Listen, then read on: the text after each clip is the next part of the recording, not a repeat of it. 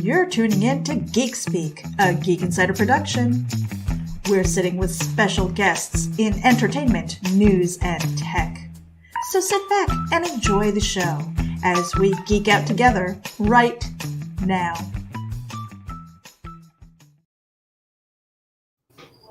Good evening, everybody. It is April 5th, 2021, and we've got two special guests here. We're talking comics with Kieran Stevens and JD Calderon. We're going to drop this card and let them introduce themselves, what they're working on, and we're going to do a little bit of comic talk. There we go. Right. Hey, you guys. How you doing, guys? So, Kieran, I'm going to put you up on the big screen right now so you can introduce yourself. It is like 2 o'clock where you are, and so we're going to try and keep this little high energy and keep you awake and all that stuff. But go ahead, introduce yourself and what you're working on. Yeah, well, first off, thank you so much for having me on the show. It's a real I'm Kieran Stevens. I am the co-owner of Broadcast Comics, and we're currently running our new Kickstarter for OCCULUS issue 1. Okay, JD. Whoops, hold on a second. I stomped on you. I totally stomped on you, Kieran. No, sorry, I was just saying, I think that's about all I had to say. So I didn't stomp on you. I'm away with you now. All right, how you doing, everybody? My name is JD Calderon, and you can see me all over Facebook, Twitter, YouTube, but currently I have these 3 books currently running, the Oswald Chronicles, running on Indiegogo. So they get another 4 days. You get these 3 books. So, and the first 12 physical backers will get this little card right here, and it's a metallic trading card. So that's pretty cool. Ooh, shiny. Shiny. And then we just launched this today. This is Tall Tales. This is a graphic novel. This is issues 1 through 5 of the series. This is running for the next 30 days. We just launched it today, and for the first 30 backers, it was originally 20. We raised it to the first 30 backers that backs it within the first 24 hours. We'll get these 3 stickers. Let's see if I did this correctly. Oh. Right? So you get these 3 stickers, and you'll also get this little pin button thing. So little pin back Ravenwood button.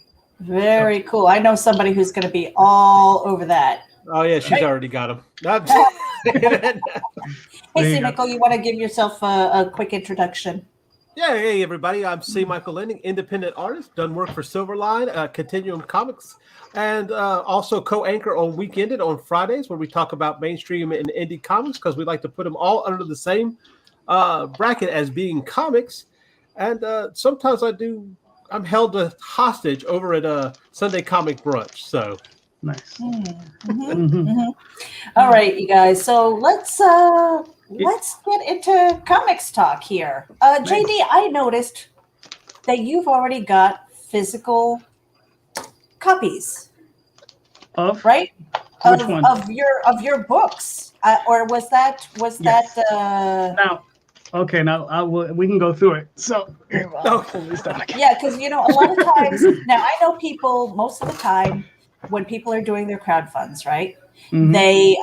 They are doing that to help fund creating the book, whether it's finishing up the art, whether it's getting, for print costs and things like that. But you've already fronted the money. Yes, I tend, whenever I do a Kickstarter or an Indiegogo, the work's already finished. I've already paid for it. It's done. I try to get everything's in house. It's ready to go. In the case of Indiegogo, that's like this. I usually do a Kickstarter first, and then I'll do an Indiegogo. So Indiegogo is like your second chance. So if you missed the Kickstarter, you can pick it up on Indiegogo. So that's the second chance. And Indiegogo, she's a rough mistress to me. She punches me in the mouth every time. I'm trying to build up a good community over there. Kickstarter, Daphne and I, we've developed a nice group over there, 40, 50 people. Whenever we put something out, they'll usually show up and they'll back us. But, Indiegogo, it'll only be, I don't know, I got 5 or 6 that might come out, and I'm trying to build that. And it's a progress. It's a work in progress. But yeah, these 2 books, I've had for a little bit, and the same thing with this one.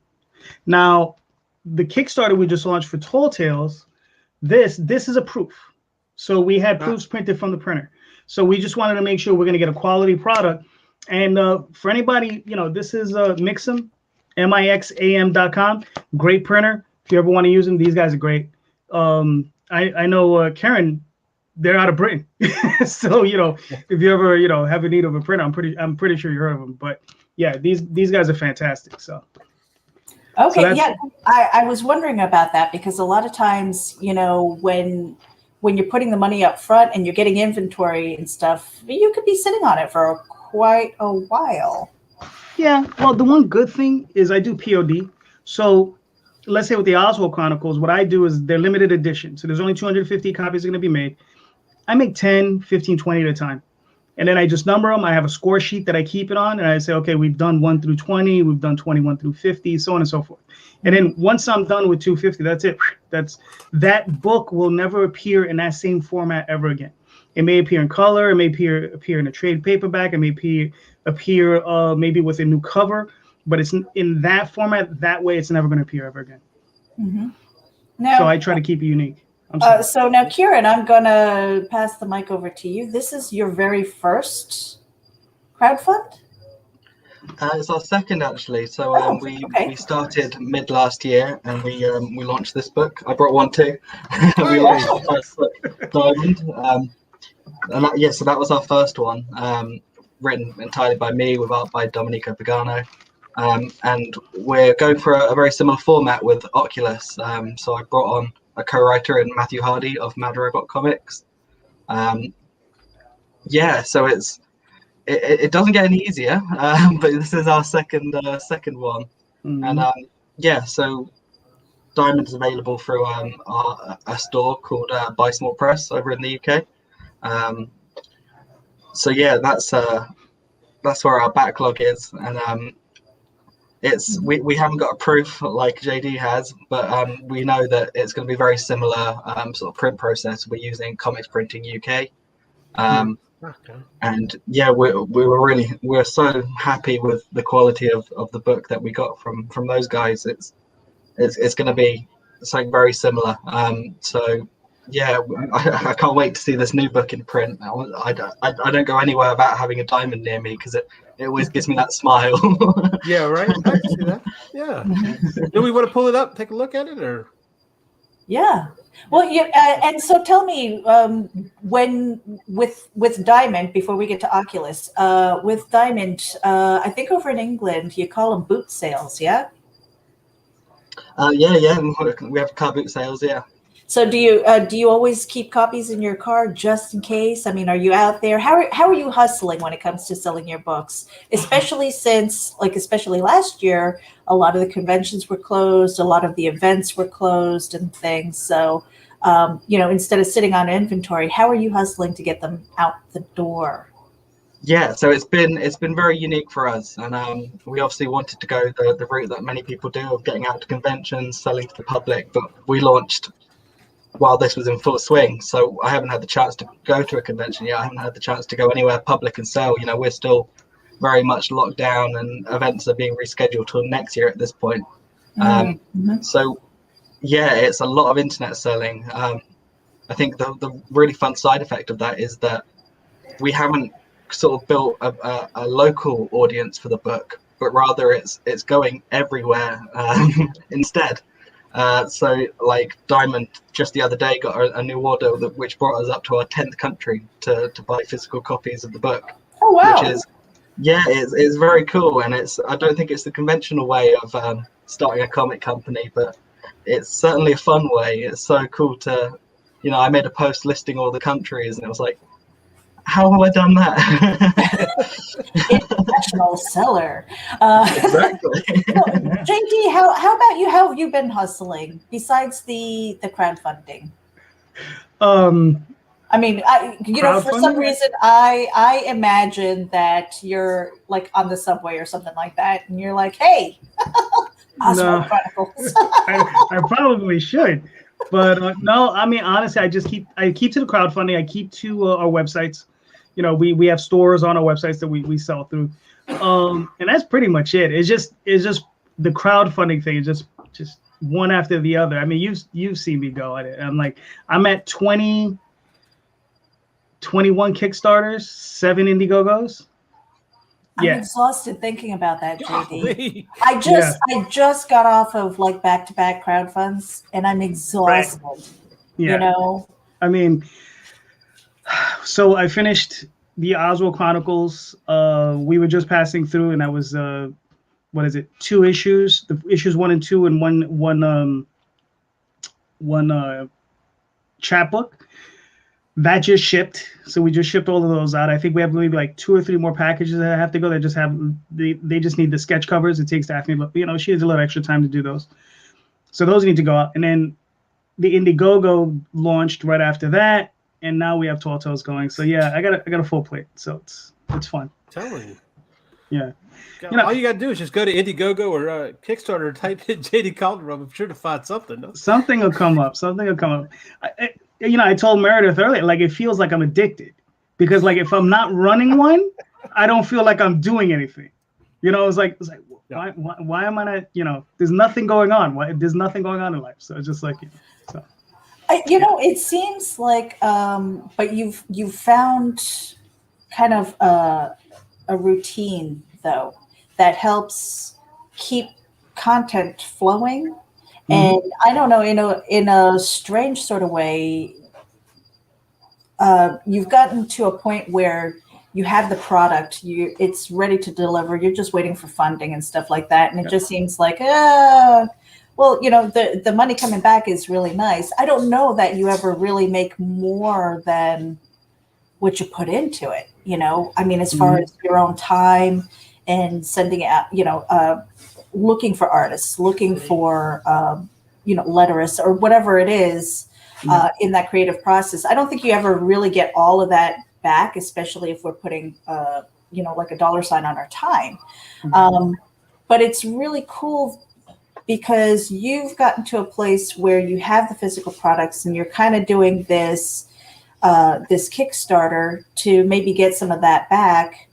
That's a really good place to be, because again, most people, they have a crowd fund and it's because they need it. They need it to finish off that product. And there's that extra level of stress that you might not get right now because you've gotten into that cycle. Well, what I'm doing is I've spoken about this in a few different podcasts, but I started off with a windfall of cash, right? So I had a windfall of $5,000 just fall on my lap. And, other people, normal people will put it in their IRA accounts for their retirement. They'll go out and put down a down payment on a car, maybe take a nice vacation. Me being a lunatic, I was like, let's do a comic book. So I did a comic book and that was about 12 years ago. And I've been self-publishing since 92. Okay. But I got really back into it heavy 12 years ago. And now it's just a thing. But what I'm doing is literally just recycling that same $5,000. So I rebuild it and I never take any money for myself. I always, whatever money I raise, right back to the artist. So I'm constantly looking, and now I'm working with 2 artists on Oswald. So we'll see how that goes. So I just might go double insane. So we'll see. Oh. Yeah. Right. I don't know if I completely answered that question. Yeah, no, it's one of those things again where I get it, only because comic books is new to me. I feel like I had like a reintroduction, so like a 30-something year span of not doing it because life and stuff like that, and all of a sudden. Here I am talking to people about it and I'm like, hey, I think I could do that. It's like, hey, I've got ideas, and all of a sudden developing them into this comic book. And here I am almost 50 and, trying to get these books out. And I feel like that's the addiction, not so much the crowd fund, but it's like, okay, now I have to hustle. How am I going to do it? So I totally feel you, JD. I'm like, okay, what do I have to beg, borrow, and steal to get this done so that I can get that to market and do the next one because I've got the story in my head. Kieran, for you, how long have you been in comic books? And tell us about your company. Yeah, so not too long, really, is the blunt answer to that. So it started for me on bottom level completely about 4 years ago, and I wasn't going straight in with the intention of making books. So it's been a good few years of, I think, improving my craft, how I work, and as well as just laying the foundations of the company. Trying to build a bit of a following, and that was a lot of sharing character designs and ideas and stuff, and that sort of culminated a bit about mid last year with us actually launching our first book. So I feel like I'm now jumping into the tornado, if you know what I mean. It's been I've been ready to go, and now I'm doing it, and it's it's something. And So- yeah, that feeling of addiction is definitely something. Yeah, that's what I was about to ask. So that first taste kind of got you addicted now, huh? Yeah, it's certainly a feeling of. I remember how excited I was going to the first one, and then halfway through the first campaign, I can't wait for this to be over. As soon as it's over, I can't wait for the next one, and it's just I'm never quite happy with it. It feels like with mine, it felt like the longest 30 days of my life, and then making sure. Now, okay, so I have to ask you guys. Do you smash your refresh button? Is that F5 button dead on your keyboard? Or do you have a little bit more self-control? You kind of check in the morning and then you go and check at night? Yeah, I'm bad. It's a terrible habit too. It really is. You should be checking in the morning, maybe midday, and then at the end of the day. That should probably be about it. But I know I'm like 19. I'll do it reflexively without even thinking about it. It's like click, click. I'm like, damn it, I did it again. It's like click, click. You just constantly, because it's on my phone. Because I'm typically at work and I'm like, oh yeah, let me check this. Oh, I'm supposed to be working. I'm supposed to be a manager. I'm not supposed to be doing this. Yeah. Kieran, how about you? Have you killed your F5 button? I'm getting better with it, I have to say. So this was the first campaign that I plugged Google Analytics into, and I was staring at that for the first few days. It was constantly, who's seeing it? Where are they? What's going on? And I'm bringing myself back down from there, and like you say, that the phone notifications are a lifesaver, because now it's right. I'm going to get on with the life, and every so often it pings, and I'm like, yeah, nice, cool. It's still going. So now I'm curious. Okay, for anybody who is maybe new to crowdfunding or thinking about launching, tell us a little bit about those analytics. What are the numbers that you guys look for to consider it a successful campaign beyond funding? That's funny, right? Because I don't pay attention to any of that.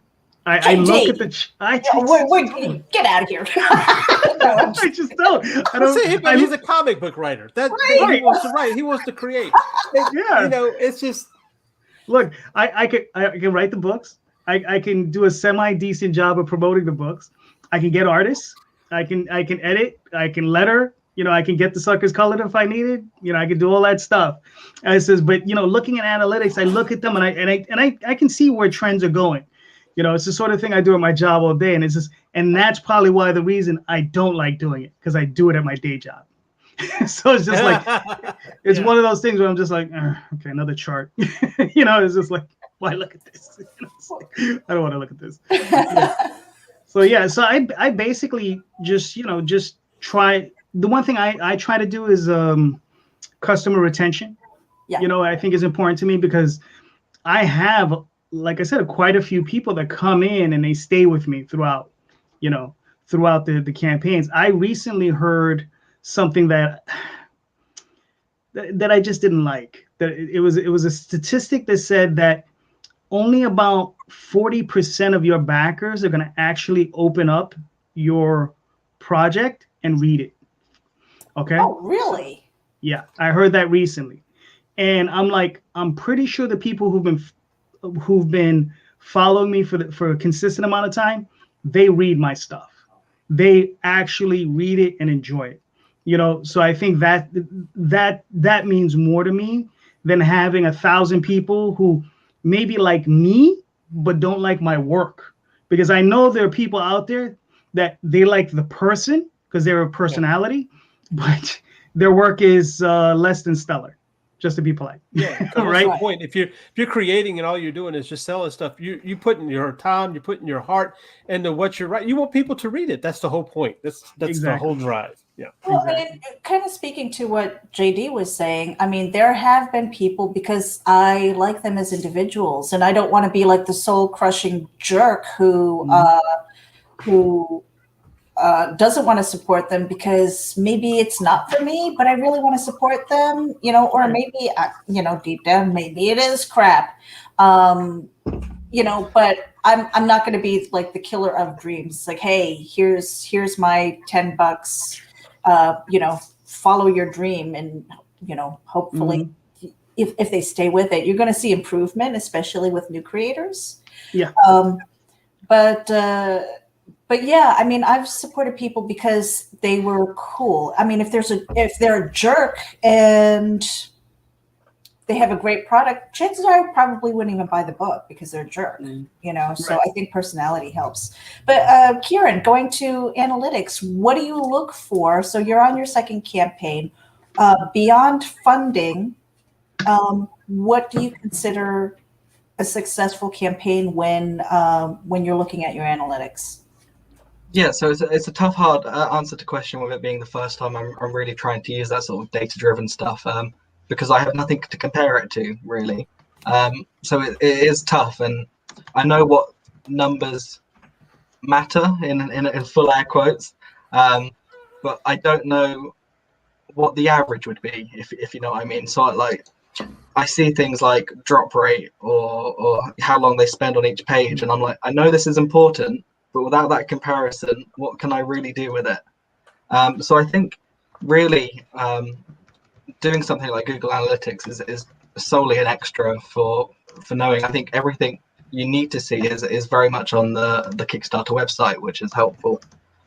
So I think those things like your backers, your watchers, and things like that. So yeah, it's a very interesting one. So I like to use analytics to see where the audience is, and it's been something where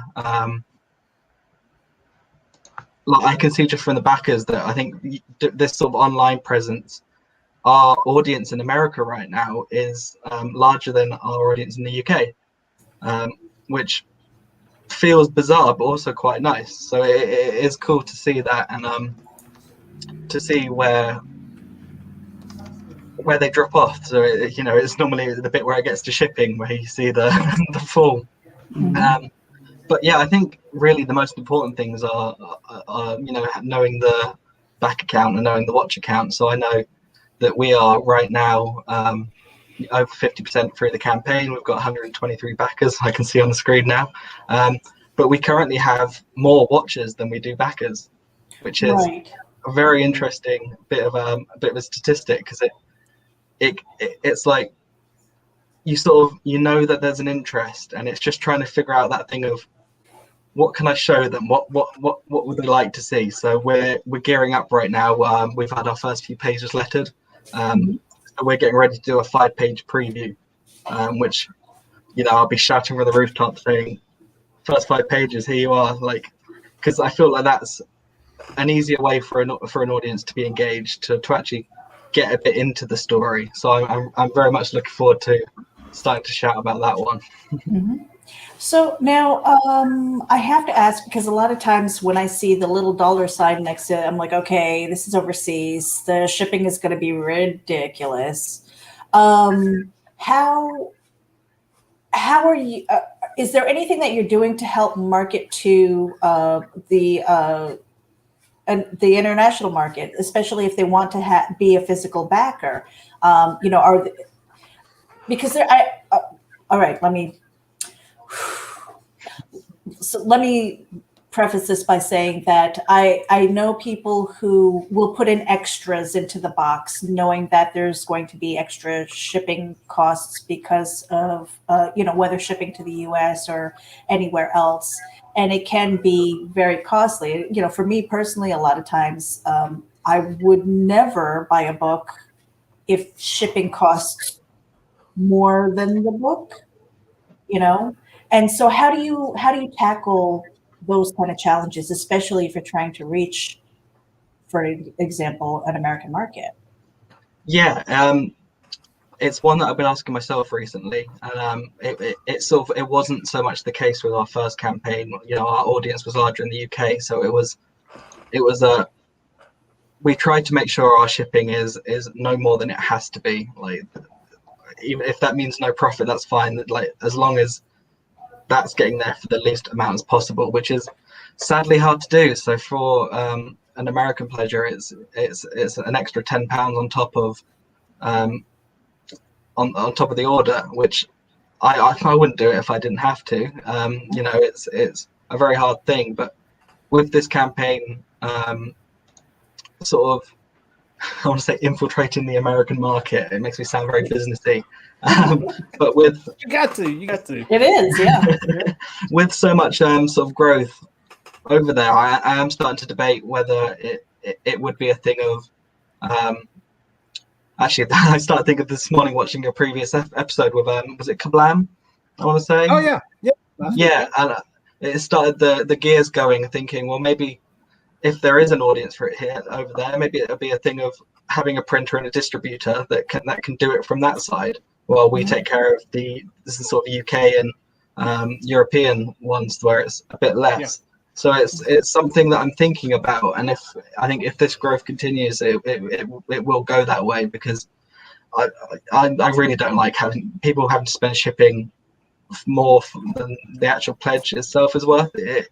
Yeah, it's kind of a nail biter, because you're like, okay, you want to pledge it, people want the book, and then they see the shipping, and it's like, oh no, Yeah, absolutely. Which it also makes it so much heartwarming that so many people are still doing it, and it's so nice to have that bit of faith, and I really hope that, well, I'll put more confidence. I think we have a product that will, it has the quality to give back. We're not asking all this money for shipping, and then you're getting, a half broken, right, not very well produced comic. It's we make sure that everything's shipped safely. We had our last project arrive in places like the US and Peru in complete perfect condition, which I was so happy with, and it was definitely a concern going into it, because you hear the horror stories of things arriving folded in half, and no. Oh yeah. So we were very happy to avoid that.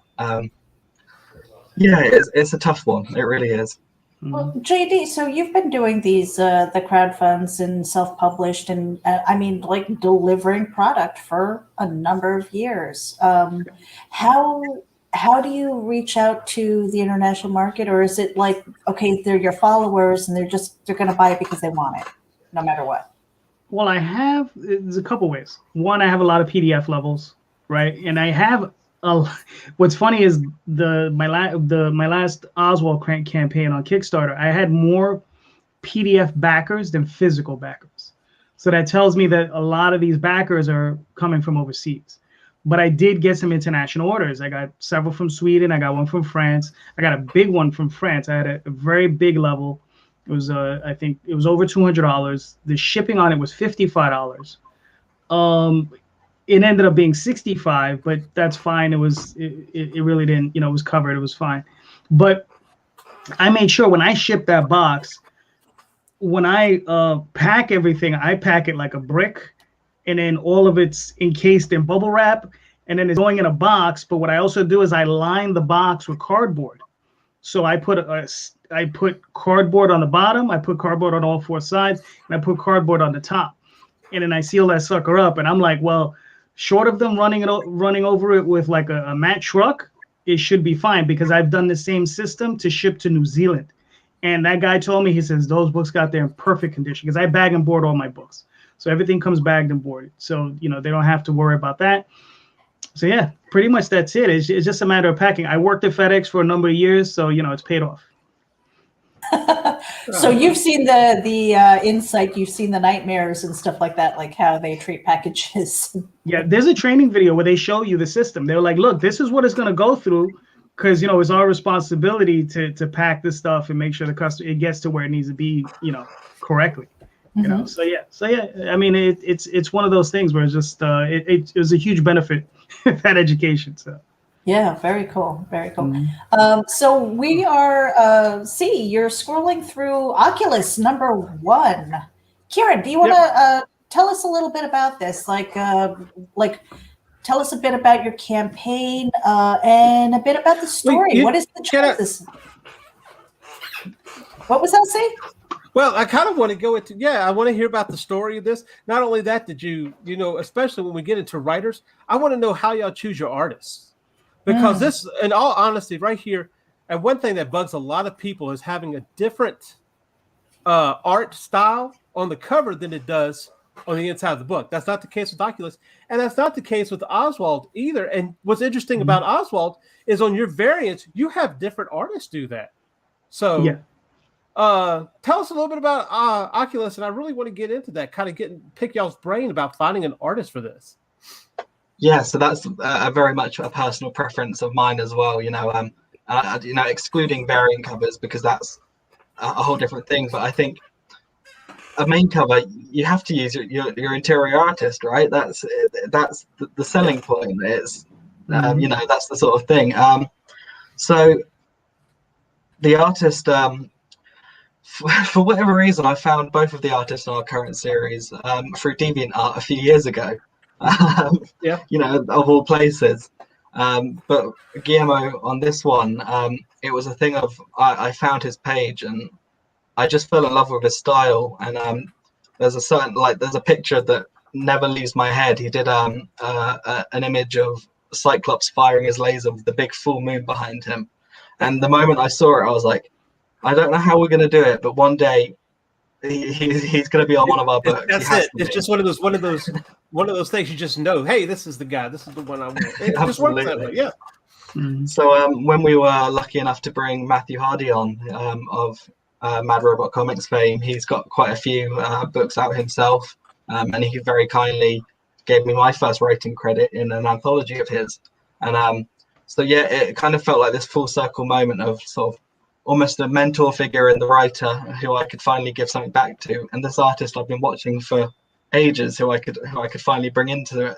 And to bring that sort of I always worry about sounding arrogant, but Matt's an amazing writer, Guillermo is an amazing artist, Rob Jones is an amazing letterer, we've got Mike Pink doing amazing graphic design. And I'm just over here sort of shouting about it, but I think we've got such an amazing looking product on the way. And I was the co-writer on it, but it was largely driven by Matthew Hardy's vision.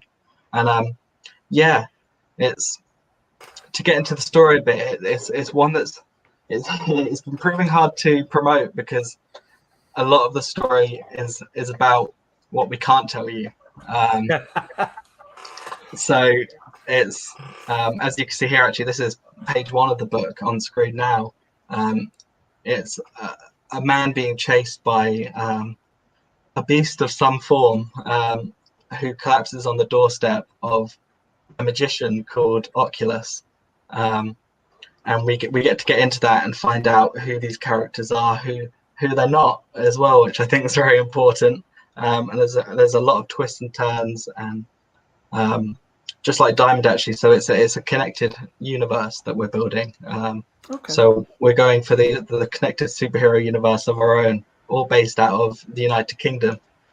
So we've got the Big Ben standing watch on that page right there, and it's proven such a great little environment. And it was. I knew Guillermo would be an amazing artist, but matching him with magic was catching lightning in a bottle, because the pages he's producing are stunning, like so visually stunning, and we've thrown a few things at him in how we want to differentiate the different characters' types of magic. And I think you could tell them apart, which I think is very important. And yeah, he's done such a great job.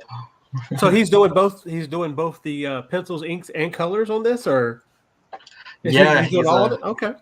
Yeah, he's gone all in on that, and yeah, so he does every process of it, and you know, aside from the lettering afterwards, which is done by Rob Jones, yeah, he's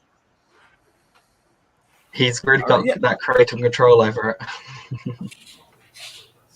I love the detail of the facial expressions, especially, and seeing like the background, the architecture, and things like that. When you were kind of going through DeviantArt before you found Guillermo, what kind of process were you? What was going through your head in trying to find those the artists to work on your projects? I mean, was it because of their style? Was it because maybe like, did you see something that was inspiring your words, and then you were like, "Hey, I've got a story that fits you"? I mean, because I think that's happened a few times too. So bizarrely, I actually found both the artists for this one. So Guillermo on Oculus and Domenico on Diamond. I found them both before deciding to take that plunge into writing comics. So it wasn't so much what will fit. It was, I really like the style. I was a big fan of the artist before thinking about, you know, how I could bring it in. So I got lucky, really, is at the end of the day, in that you know, I reached out to these artists and started talking to them and you know, building those relationships. And when it came time that we could start putting some books together, yeah, it was such an honor to bring them on board. Yeah. But so while we're kind of scrolling through your campaign to see some of this art and things, JD, to what C asked earlier, you do have various artists, and yet it maintains the same look and feel. How are you able to kind of do that and find those artists? Well, it depends with the main artist, Jade Gonzalez. She's the main artist. She's the one who did, you know, this piece and the interiors, right? And then if you look behind me on this piece here, I love that piece. Yeah, that's one of my alternative artists. That's Donnie Hadijawa. I'm pretty sure I'm messing it up, but you know, I'm pretty sure he's forgiven me by this point. But I think that's pretty close to it. So, but with him, okay, with Jade, I found her also on DeviantArt. Good choice. So at the time, I was writing prose, and the Oswald Chronicles was just prose at the time, and I was just looking for illustrators to do small spot illustrations. And I contacted her. She was a comic artist, but she was putting up stuff on DA.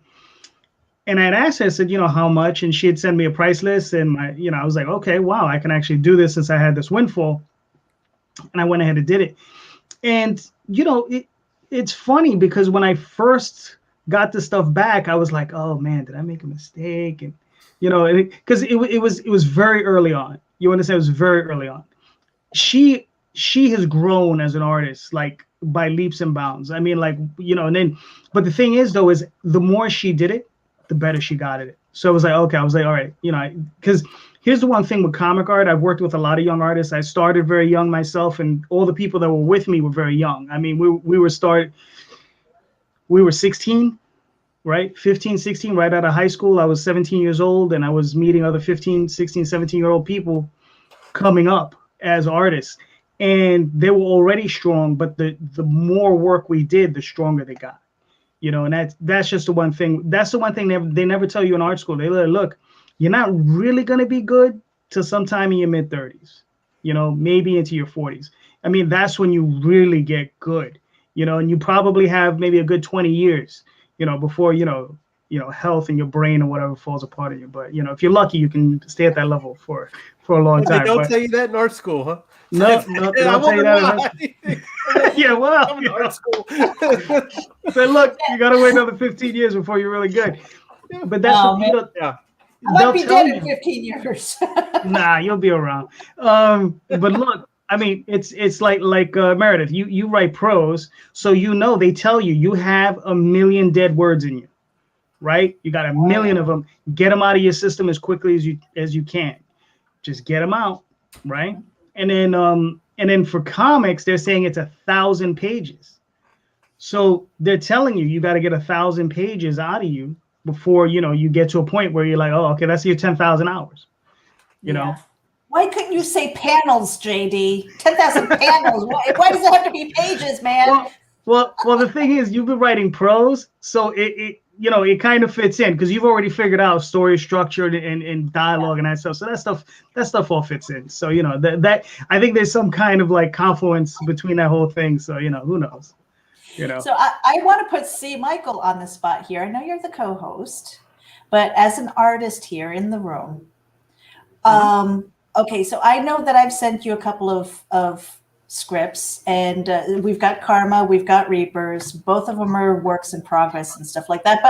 But Reapers was something that you and I we co-created, we collaborated and everything. But when it came to Karma, it was just like, I wasn't sure if I was going to send that to you, but now are there scripts where you're like, no, I don't think my style would fit that? I mean, is that something that you might have come up with, or are you like, hey, I'm an artist, I'm just going to get the job done? I mean, how does that work for you? There are certain things where you have to be honest with yourself and say, I'm not going to best serve this script as well as another artist could.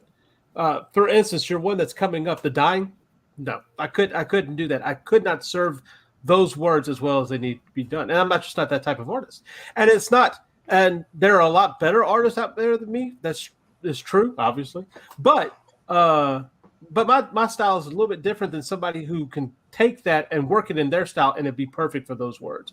It's just a matter of collaboration. It really is. It's chemistry. Just it's that lightning Kieren was talking about. It just sometimes you just have that time where you have the right artists, the right writers, and they get together and it produces the right product. So I mean, there's just sometimes you're just not the right person for the job. That's just how it goes, and you kind of have to pull yourself up and keep going and find the right person that's going to work with you, but on both ends, artists and for writers. Right. Yeah. So JD, I mean, kind of putting that back to you, because you work with so many different artists and things. Have you ever been like, they're not quite getting it? Yes. Yes, I have. That's going to be a tough conversation. Well, what I do, the thing is with the people, like with Jade, she's rock solid. I can hand her a script. She just, I don't get any, what is it? I don't get layouts. I don't get anything. She just sends me pages, and that's fine. In the 1,200 pages we've done together, I can count on both hands how many times I've had to say, okay, you need to add this or take this out, and so she's rock solid. Now, as far as other artists, when I want to bring them in, what I do is I have a little bit of a process. I was like, well, can you draw my character doing this? Reading a book. Give me just a simple little pinup, just showing the character. If they can't draw Oswald, I just can't work with them. You understand? Because that's the thing. If they can't draw him in a way that I like, that looks really good, I just can't work with them, no matter how much I like their artwork. Because I've had people who are incredible artists. They cannot capture the character, and they don't necessarily have to draw them the way Jay draws them. I say draw them in your style. Draw them however you want, but then they draw them and it looks like a monkey, and I'm like, okay, no, it's not gonna work. And I commission them, I pay them off for it. I have a folder full of these very odd drawings of my character, and that's just how I go. But if I see they draw them well, though, I say, okay, let's step it up a game. Let's step it up a notch. I have a folder of short stories, 1, 2-page, 3-page, 8-page stories, right? And what I'll do is I'll say, would you be willing to do a short story? And once they agree with it, I send them the script. Then they start sending me pages, and I'm like, okay. Then we start working in that direction. Then I'm like, okay. Then do you want to, maybe do a one shot? That's the process I went through an artist just currently, and like now he's starting to work on the one shot. So it's a process. I mean, I'll be honest with you. If I could not find the right artist to draw it, I just write it in prose. That's been my thing. If I can't find the right person, I will go straight to prose, and that's it. Fortunately enough, Jade is, she's super awesome, and she's been willing to put up with me for all these years, and hopefully she's willing to put up with me for a few more. Well, you talk about that writing the 1,000 pages that you get, or wait until you're your 40s that you get, or 30s when you get good. I guess it depends on how late you start. But right. But that's the thing. And the thing about comic art is you're doing every panel, so it's almost like depending on how many panels you have a page, you have separate pieces of artwork that you have to do. The separate types of the rules of three. So you're kind of composing several different things on one page. So they have a tendency. You start seeing artists get better as they go along because it's just a huge amount of practice. Yep, exactly. And I actually want to pivot back to Kieren for a second before we take a quick break here. When it comes to writing, did you start off just saying, "Hey, comic books is my thing," or did you start off with prose? And what kind of brought you to this path of creating comic books? Yeah, it's a really good question, and it's one of. I think I started off as an idea guy, so it didn't start off so much as writing anything really. It was, wouldn't it be cool if there was a story like this, or there was something like this, and it slowly grew into comic writing. And I think to sort of go on to the last point as well, I think I love comics because it's a team sport. It's you're not sitting down to write a novel. You're not sitting down to draw an amazing illustration. It's everything you do is in consideration of the other members of the team. And I think certainly the script for some of these books is definitely influenced by the art that comes back. So like with Diamond, it became pretty clear that he's very talented all over, but he loves to draw big guys, big monsters, big explosions. So of course the scripts then it's gonna go that way. And yeah, I enjoyed the sort of being, I think, almost acting as an editor as well as a writer. It's how do we play to everyone's strengths here? And yeah, it's almost a bit of the logistics that I really enjoy. It's like, I've had this idea. What do you think? Does that play to your strengths or not? And how can we make it so you'd enjoy working on it as much as I am? And you say, what is it? A writer has 1,000 dead pages. I think for me it was 1,000 dead scripts. I look back at some of my old stuff and I go, it wasn't good, but I wouldn't be where I am now without doing that, putting that work in and figuring out that style and how it adapts to art and how it adapts to the lettering. And it's that symbiosis that I definitely really enjoy. Mm-hmm. I don't know if I answered your question, if I'm honest. I think you did, because it's not an easy question. But we're going to be right back after this quick break. Check it out. MobileEdge.com has award-winning products with innovative features and contemporary, edgy designs that empower you to look sharp and travel smart with your mobile tech. Your beloved, not to mention expensive gaming gear and mobile tech devices are an extension of you, so give them the protection and style they deserve wherever you go. Find them at MobileEdge.com and protect your tech with Mobile Edge. Bring it on.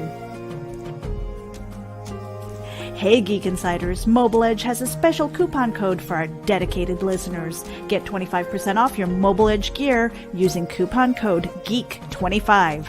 That's GEEK25. Geek out. And welcome back. This is Geek Speak, Geek Insider production, and this is Comics Talk with our special guests, Kieran Stevens and JD Calderon. Am I saying your name right? No. A little bit of an accent. You can roll your R's a little more. It's Calderon. Oh, Calderon. Calderon, yes.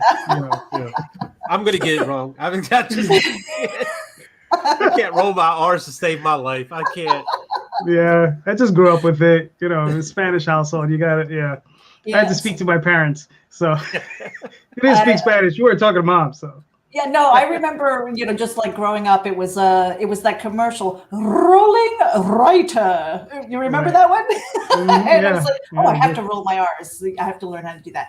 Anyway, so we're back, and we've got the Oswald Chronicles, My Time with Clive 1 through 4, which is on Indiegogo. Plus, you've got a Kickstarter going on right now. But JD, I wanted to ask you, or ask everybody here.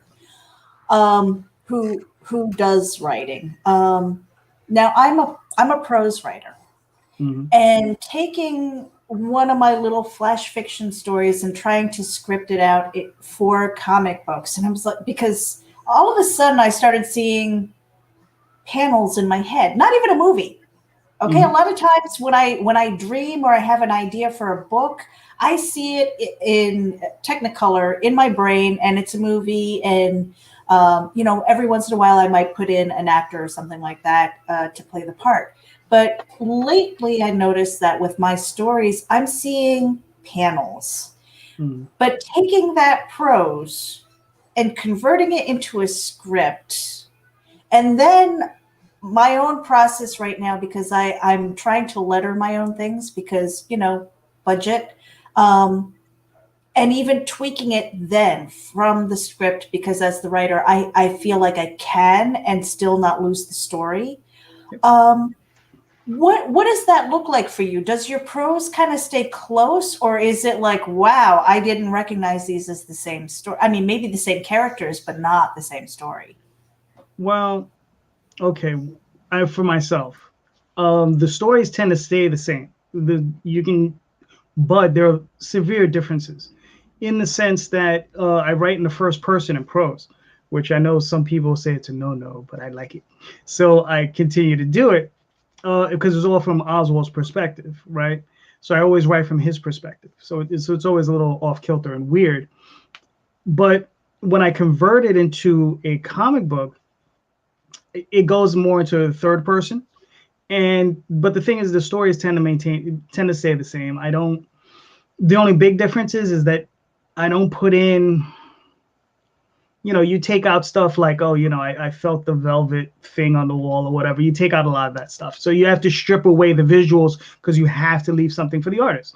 You're not going to sit there describing in some box what you're seeing on the page. Is ridiculous. So you got to strip all that stuff out and then just get it down to the core, where it's just dialogue, action, plot. So you just get it down to that mix. And I tend to stick pretty tight to what I've written. I mean, if there's a mistake in it, then I fix it. Or there's usually, and when I say it's a mistake, it's usually a continuity mistake. Because the story that I'm telling, like I said, I got 30-something issues. I could probably get another 40 or 50 to go.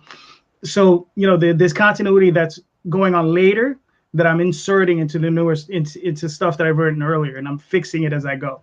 So I'm doing those edits on that stuff. So that's how I work it, but it is pretty close. I don't play fast and loose. I just recently redid a script where originally it was supposed to be a 24-page story, and then I read it and I was just like, wow, there's a lot of stuff in here that doesn't really need to be in here and doesn't really serve the story. And I was just like, nah, I could, because literally it's me showing off me writing dialogue, that I can show two normal people just having a conversation going through a scene. I mean, I was just like, well, that's nice and all, but does it really need to be here? I was like, no, so I ripped it all out. I turned that 24-page story into what I think is going to be a 7 or 8-page story, which is great because now I have another sampler to pass off to another artist, which is really what I want. So but I stick pretty tight to the prose stuff. I mean, it's only when I'm doing continuity stuff that's where maybe sometimes I'll tweak. Mm-hmm. Yeah. Kieran, how about you? I mean, do you start off with prose, or do you've kind of trained yourself to write in script? So I'm starting to settle into my technique a lot more now, and it was very much when I started. It would be chronological, panel by panel, and it's something that I've sort of taught myself to go against, and now I'll keep a physical notebook, and I'll write all these things. The character does this, the character goes there, and then it's when I transfer it to my laptop and I start typing up, and I go, well, when do they do that? Like and that's when things start to move around a bit more, and I figure out that reasoning, and it's like, I know I want them to get here, but when do I want that to be the middle of the issue, end of the issue? And yeah, it's so I kind of am leaning more into that prose of structure, but not a fixed structure. So it's things can move around, and finding that the pattern that you want them to go into is has been something. And actually, Matthew Hardy, the sort of lead writer of OCCULUS, taught me a very important lesson that sounds so obvious, but I never thought of it, in saying that you can change the dialogue right up until the moment you send it to the letterer. Like, just because you've got the art doesn't mean that dialogue is stuck. And if you think, you get the art back and you go, well, would they be saying that in that situation? You can still change that right up until the moment you send it off for that work. And that was a game changer for me. It was very much, you try to keep on the same themes, but I think when you actually see the character in front of you talking, you go, well, would they be saying it like that? And those sort of tweaks have been really helpful in the process. Mm-hmm. Now I have to ask, because we're writers. See, I know that you write a little bit. I don't know that you share that so much as much as your art. But so being all writers and things, I am personally not against editors. I think editors are crucial, but it's almost like that. As a writer, I don't want to put that signal out there like, oh, my stuff is crap, I need a second set of eyeballs, but it's critical. Do you guys, like, how heavily do you lean on your editors? Do you have one? Or, like, what is your process, and how do you talk to your editor, if in fact you have one, or do you self-edit? Can I start? Yeah. All right. So to go on with what Kieren and Meredith, what you were saying, I also letter my books.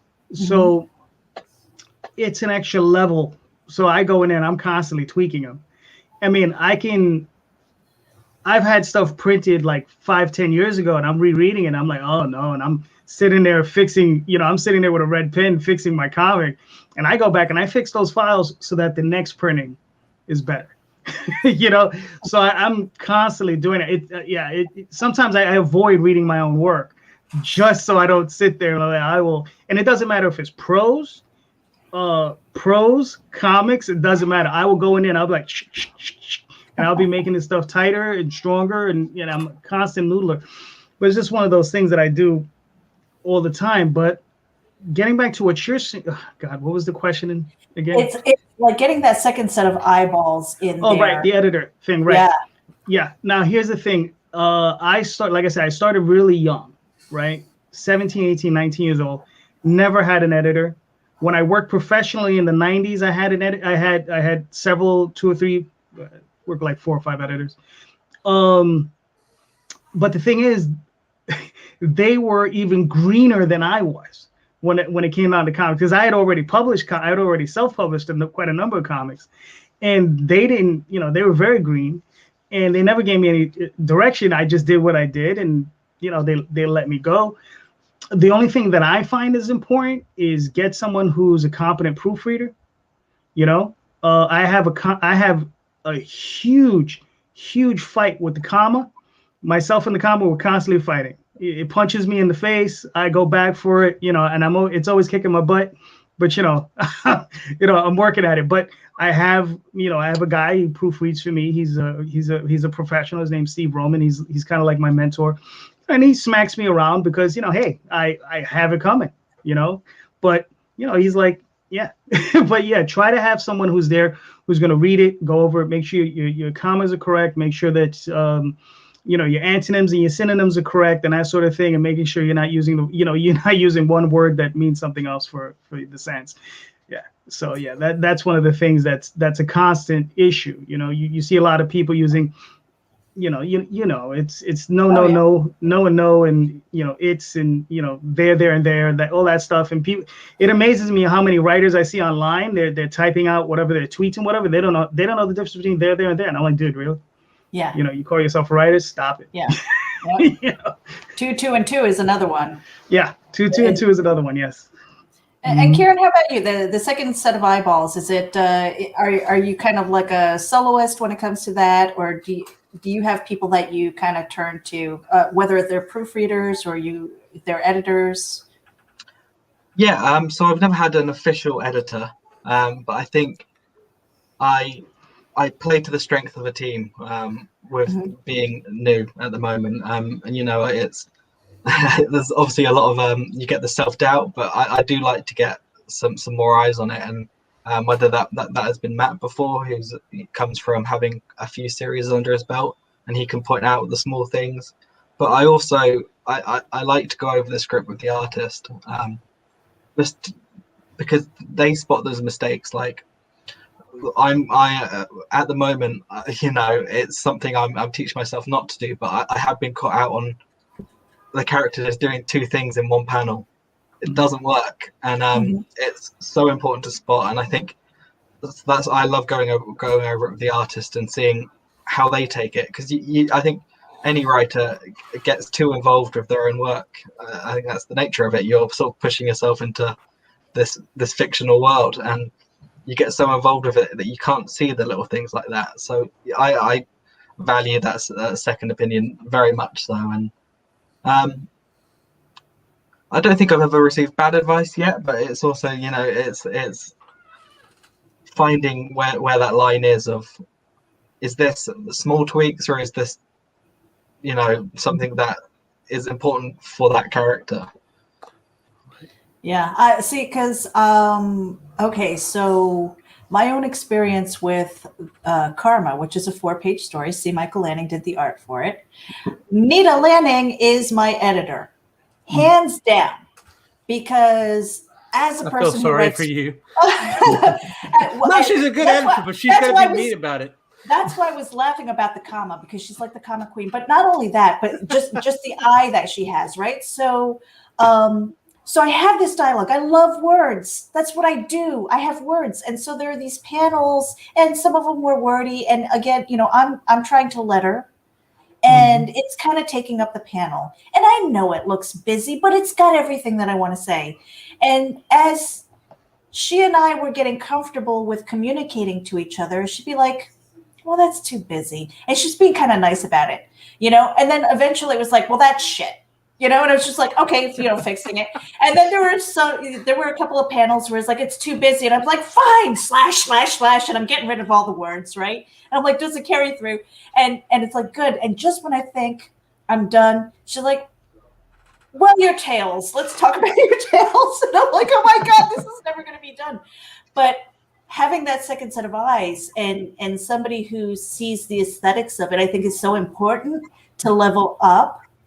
And so I don't expect that this iteration, this edition is going to be the best. And maybe if it goes into second edition or another printing later on, then we can make even more tweaks as I'm learning the process. So I really think it's crucial.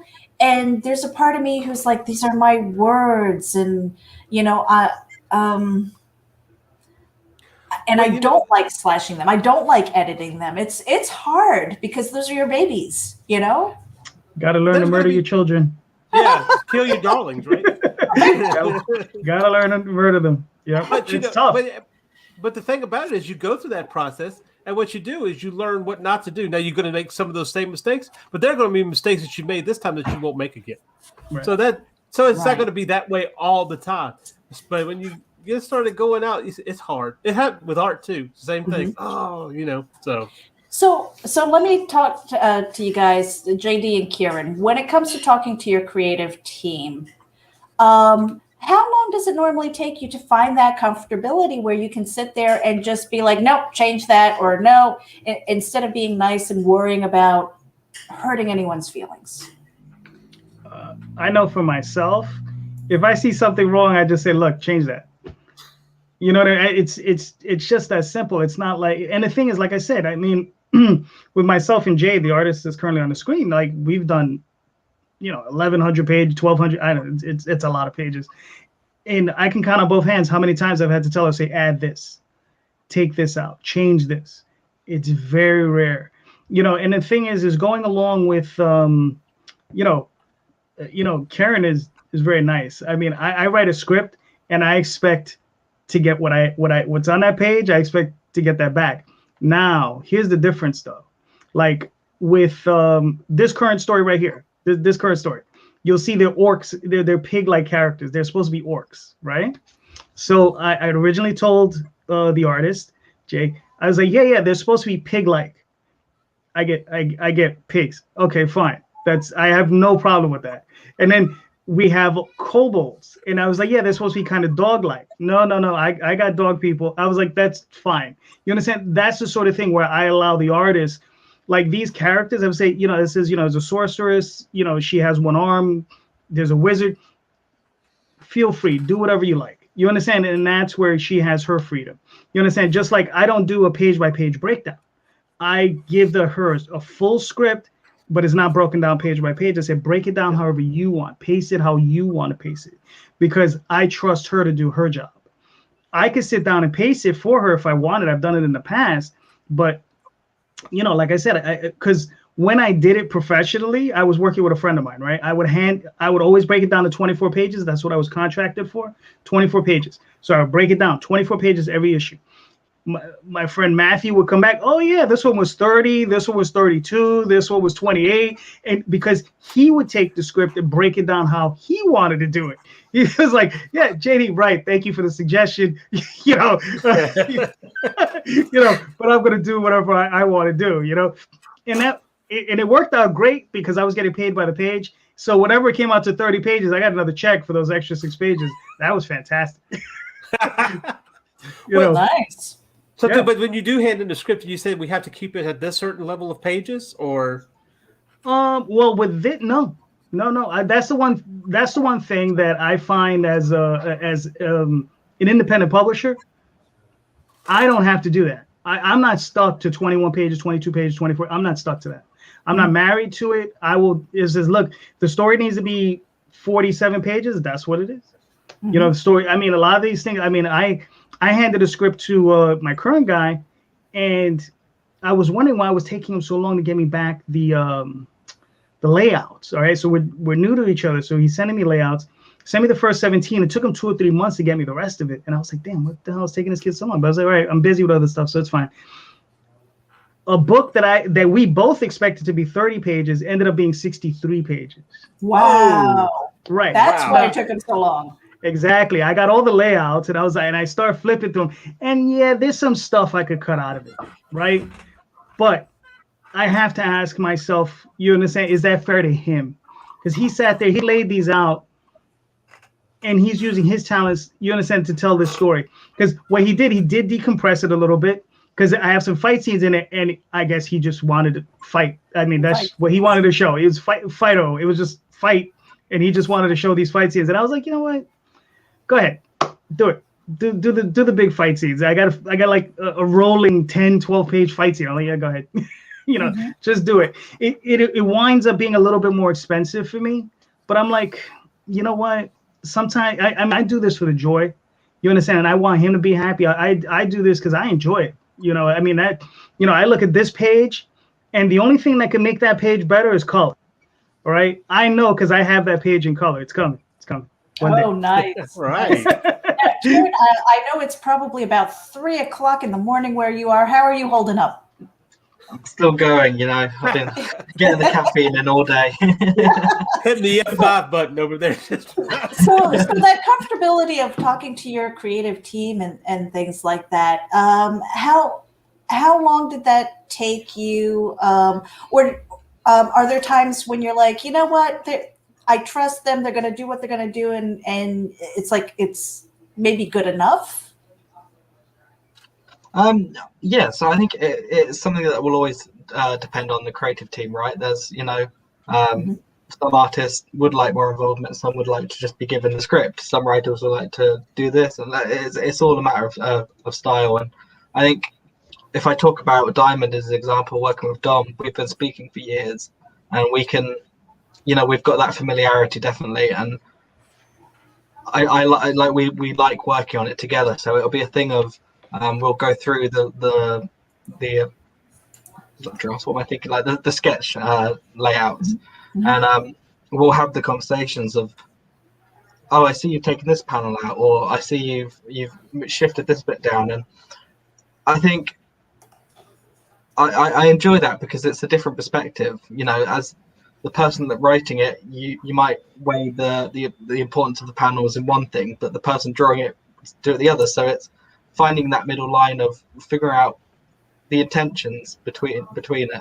And it'll be a thing with Dom where we've had the conversation of maybe there's a panel or two that have gone, and they've gone, well, you've got the importance of that bit in the dialogue, so we need to bring the importance of the action down here and make that bigger. And it'll be like, yeah, that it does make sense. And there's sometimes where you have to there's always going to be some pushback, and sometimes where it's like it kind of is important that the pacing is like this, and it's, yeah, that's cool, all right, we'll go back and change that. And yeah, I think that familiarity is something that's very beneficial for us, and it's not always going to be the case in making comics, but I think I'm lucky enough to have it, so I'm going to take advantage of it for sure.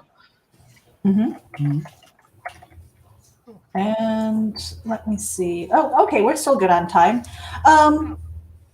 So moving forward, JD, I know that you just launched a Kickstarter today, and C is going to pull that up for us. And Kieran, you've got Oculus, which has got 11 days to go. And I know that when it comes to crowdfunds, it takes up a lot of time and energy.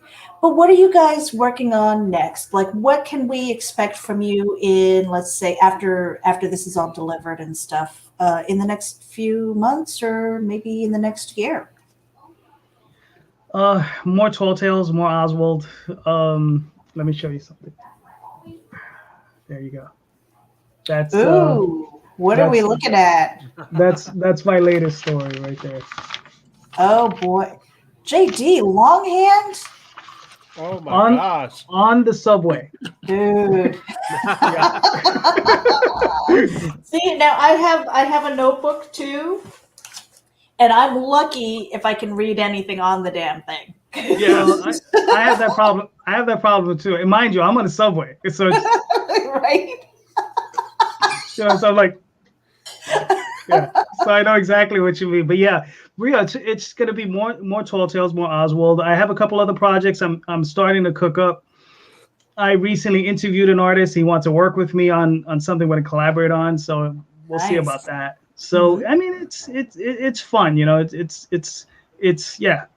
You just go wherever it takes you. But yeah, but for me, the most important thing I'm working on now is Oswald, because I'm working on, the story has 3 arcs, it has 3 lives. He has his first life, his second life, and then he has his third life. And his third life, it's going to be the end, and I'm close. I'm closer than I've ever been to ending it, and I want to end it. And I probably have another 4 or 5 stories to tell. Yeah. So that's the Kickstarter for the omnibus is going to come out. So. Oh yeah, someday. Well, it'll be more than one. I would imagine so. It'll be more than one. Yeah. Now, are there any other characters that have kind of been like, hey, what about me, that are in your head beyond Oswald, beyond this world? There's Loughran, which floats around in. He's in the Oswald universe. He was actually when C was rolling through. Mm-hmm. You saw a guy just standing there. His name is Loughran, and he's a gnome, and he looks like a dwarf, but he's actually a gnome. But what it is he's so physically active that he doesn't have any time to put on any weight, and he's an adventurer, and his one goal in life is to defeat all the evil within the Fey world. So he just goes around and he does it selflessly. He doesn't charge for it. He doesn't, he just this is just something he does because his own family was stolen from him through an evil. So this is his way of repenting that sin because he feels he committed a sin. So he's trying to repent that sin. Yeah, so I'm working. I've written a novel with that character in it and several short stories, and that's one of the things that I'm working on with another artist. I'm going to be sending him out that 8-page story that I was talking about earlier. So there's that, and there's a few other concepts that I can't talk about right now because they're just too concept. Too concept. Well, okay, so possibly a spin-off in a way. Oh yeah, definitely. Very cool. Kieren, how about you? What can we look forward to with this after you kind of deliver your OCCULUS #1 and like looking forward to, maybe months out or maybe a year out? What can we expect from Kieran Stevens? Yeah, it's the juggling hats for sure. So, right now, #1 priority is getting to that goal. You scared me earlier. Last time I checked, we had 12 days left, and now it's 11.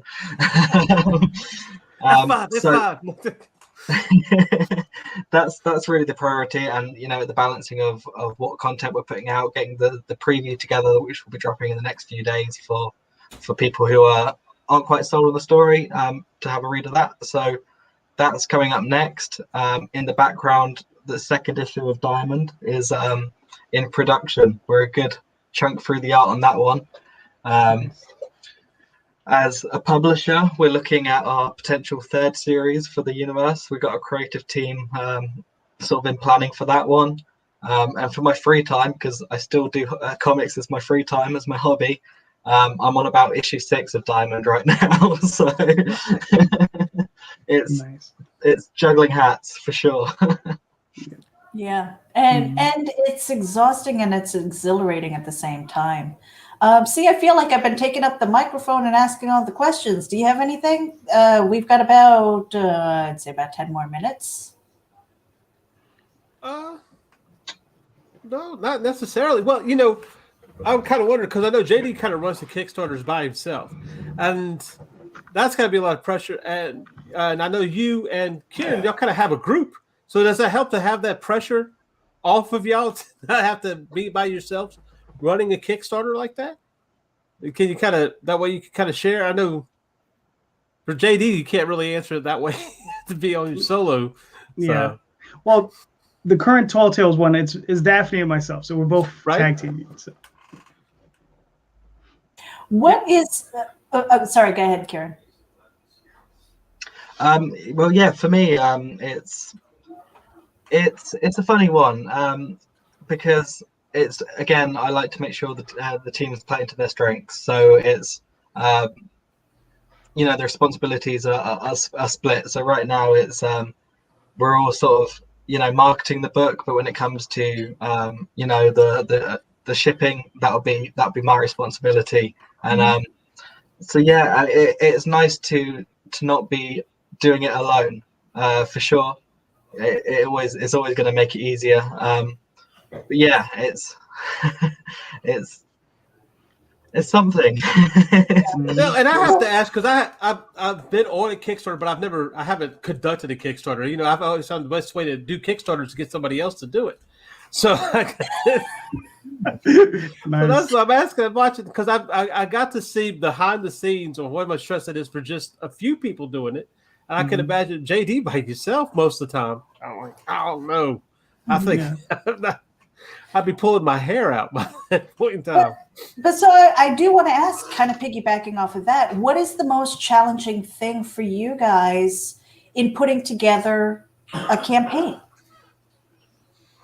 Well, I mean, for me, putting together the campaign, you mean physically putting it together? I mean, or you mean running it? JD, I think by now you probably have a template that you're running by, right? Yeah.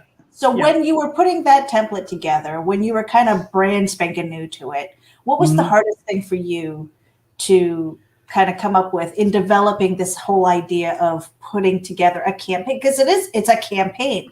You have to have every bit in there. it's figuring out the tiers. That's really, I think, the biggest thing is just figuring out the tiers. Because for the longest time, I mean, I ran one campaign. I think, I don't know, I must have had like 17 different tiers, which is ridiculous. So I try to keep it down to like 6 or 7. Sometimes, maybe 8. But I try to keep it down to that. And then I also let the fans know is like, look, if because sometimes I think at the moment I'm only shipping to the EU. What is it? Canada, Australia, and New Zealand. I said, but if you're in a country I'm not in, just let me know and I'll add it.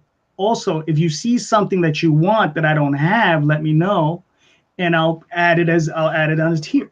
My last campaign, I had put on, I had a very expensive tier. The only reason it was there is because somebody asked for it. Because in prior campaigns I had it. It was like the ultimate book level, right? So it was $225. It was like 2 hardcovers, 3 prose books, 1 chapbook, and like, I don't know, 25 comics, right? So it was a lot of stuff, right? I had stopped putting it on the campaign because nobody was ordering it. This person asked for it. I said, okay, boom, I'll put it up. They got it. I put it up for 3. Right, I said, oh, I'll put it up for 3 instead of. I was thinking maybe I should just do it for the 1. I said, no, I'll do 3, fine. And then, surprisingly enough, 2 other people came in and they took the level, and I was just like, I was like, damn it, I should have put 5, but there it is. Well, I noticed with this one though, now Kickstarter started adding add-ons. Yeah. To this, so does that help kind of smooth that tier problem out a little bit? Where you could just stick it on as an add-on and somebody can add it on. Yeah, I think so, because on this one we have the monkey. That's what we call that's our figure. Silvermane, the guy in the middle. So yeah, that he's like an add-on. So yeah, it's made it easier, so then that way we don't have to have so many tiers. Mm-hmm. And it's something we're definitely going to utilize. I have like pins coming out and stuff. So we'll see. Right. And Kieren, how about you? With have you started to kind of develop a template moving forward? And what was the most challenging thing in putting together the entire campaign? Yeah, I mean, there's somewhat of a template going on, but I'm still learning on it, so that is adaptable. And I think to tag on to the tiers thing, streamlining tiers was a big thing. And in Diamond, I offered print level, print plus, sorry, I'm going to say it. So the physical copy, and then a physical copy plus print A, a physical copy plus print B. And Matt sort of, when I was putting it together, went, well, why don't you just have the physical and then a physical plus a print of your choosing? Oh, yeah. That cuts 2 tiers off. Where were you when I was building this, right? So yeah, it's those little things that they make all the difference. So it's streamlining is definitely something important. But I think for me, the biggest hurdle is remembering that it's a marathon, not a sprint. 30 days is a long time, and it may feel like you want to get there straight away, but if you burn through all your content in the first couple of weeks, what have you got for the second? So yeah, that's been something. Just sort of pacing myself. Like I keep thinking we're right at the end of the project, and I was like, there's still just under 2 weeks to go. Really, there's still some time on it, and yeah, it's a reminder I have to keep giving myself for sure. Yeah. I think for me, when it's those surveys at the end, and I realize, the whole KISS theory, keep it simple, stupid. I didn't do that, so I was just like, I want this information. I want this information. Oh, you want it signed? Yeah. Let me know that you want this signed. And I'm just like, it would have been just so much easier to not offer that at all. And just like, hey, when we see each other at a con, bring the book. I'll sign it for free or whatever, And it was just kind of keeping it simple, keeping it streamlined, and again going with the amount of tiers. Because JD, I can say from Kickstarter, I'm not familiar with Indiegogo at all. For every one of those tiers, you have to have a different survey. Right. And that is a royal pain in the butt because you can't just copy and paste it. You kind of have to. Well, fortunately enough, see, I do have a partner, and that partner's tech savvy. Fortunately for me, so I get to be the stupid one, the tech savvy one. Yeah. I get to be the Luddite. So the tech savvy one, she gets the Excel spreadsheet, and she's learned how to export it out into I think we use was it stamps.com? So it exports out, goes into their system, then it prints out the labels, and it just makes it so much easier. I'm going to be picking her brain, I think, for the next one, definitely. It's always great to have a partner like that that's strong with one end that you're definitely not strong in at all. Right. Or it's just one of those things, especially if you're new to it. It's like you don't know what you don't know. And so you don't know what those shortcuts are or how to streamline it or anything like that. So, JD, we've got a few more minutes left here. Tell us a little bit about this, about your campaign, Tall Tales, now. Well, Tall Tales, it's so all right, let me hold it up. That's the book right there, right? Now this is standard comic book size. When we first had done them, let me show them, grab one of these. We had done it like this. Now that is a digest size. Okay. So hold on a second. Let me put you up on the big screen for a minute.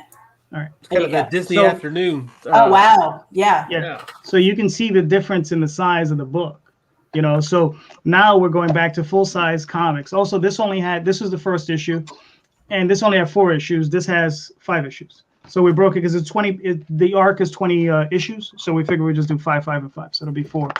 And so it has a little bit more content in it. This is volume 1, and it's basically the first issue of this crazy adventure these characters go on. Think of, as Daphne likes to put it, if Disney had crossed over with Lord of the Rings. So you get that, and this is one of the levels she's doing remarks in the books. Very cool. Very cool. Yeah.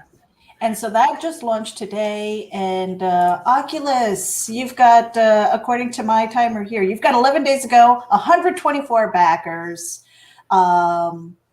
And we're going to try and share that out with our network too, and see if we can't get you some more pledges for that. Tall Tales as well.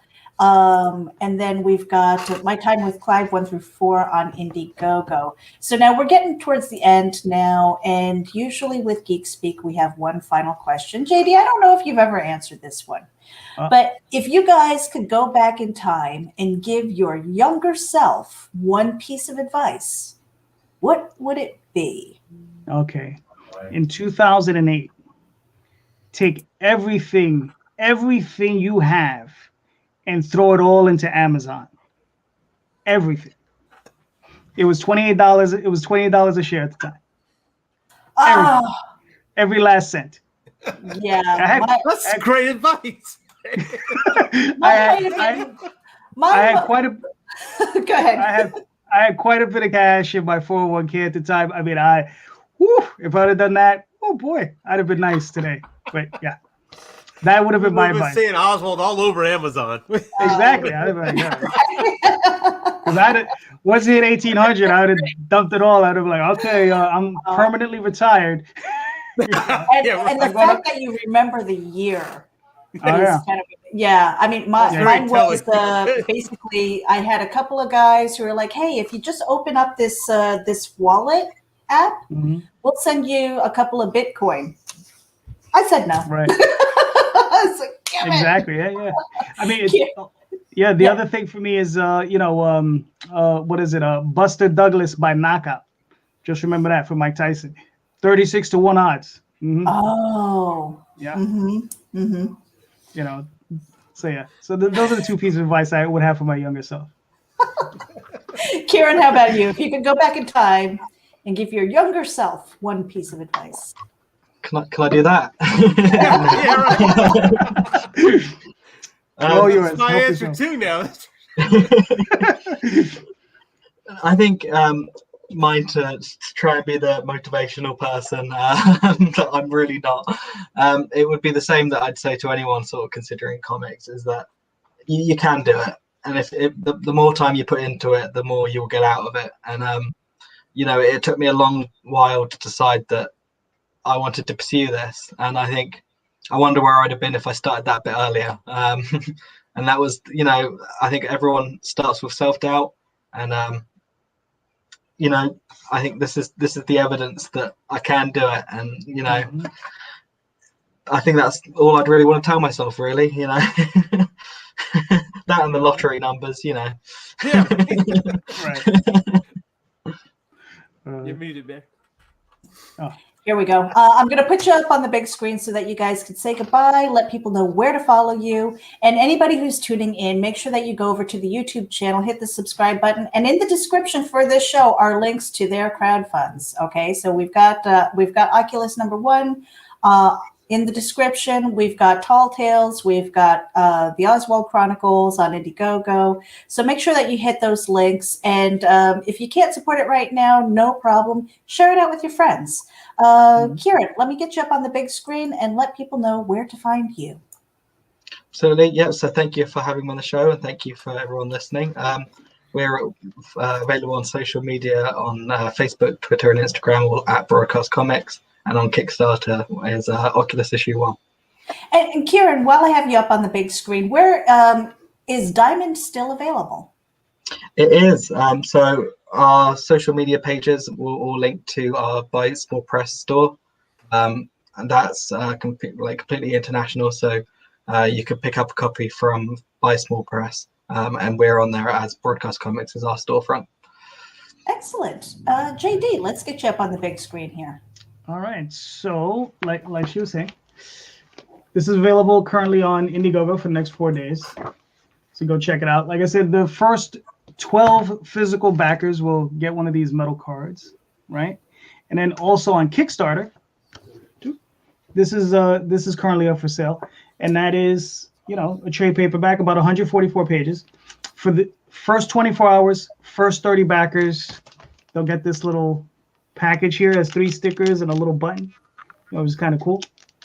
And then beyond that, you can find me on Facebook under JD Calderon, Twitter under JD Calderon, Deviant under JD Calderon, and the Oswald Chronicles. You can also find me on the OswaldChronicles.com, TallTalesOnline.com, and YouTube under JD Calderon, where I also interview and do all this crazy stuff with independent writers and creators. Well, while we've got you up there, tell us a little bit about your YouTube channel, and are you actively seeking people to sit in the seat with you? Yes, I'm every Sunday I have a show where I have multiple creators and we discuss comic books. Sometimes it's current events. Sometimes I'll just do a show where it's based on everyone's campaigns. So I'll have a number of creators on and we'll just talk about their campaigns and we'll go through that. And then sometimes, like I said, we just talk about general comic books, what's going on in the business, distribution, how best to format your campaigns, how best to promote your campaigns, and that sort of thing. And we've actually seen a little bit of success in helping people get a few backers, which is kind of nice. And then I also do one-on-one interviews. I do those once in a while. I do them late, so I'll be contacting somebody tonight for Thursday night. So we'll see what happens there. Mm-hmm. Awesome. Well, I wanted to thank you guys for joining us on Geek Speak. This is a Geek Insider presentation, also through the Comic Book Advocates Network, which is the comic book arm of Geek Insider. Let me just put this up here. Thank you guys for tuning in. Make sure you head over to the YouTube channel. Hit the description. You're going to see the links to these guys. Make sure that you share that out with your friends and your network, and show a little love. On that note, you guys have a great night, and we will see you for another Geek Speak tomorrow. We've got Anthony Sullivan. You might know him as the OxyClean guy, but he's got a new show on Vice called The Kings of Kush. See you tomorrow.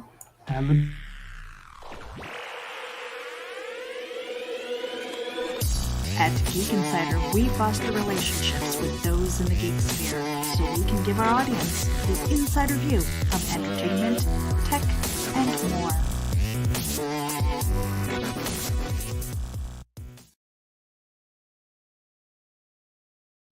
And I've got to get C's face on that outro. All right, you guys have a great evening. No love there, right, C? No love.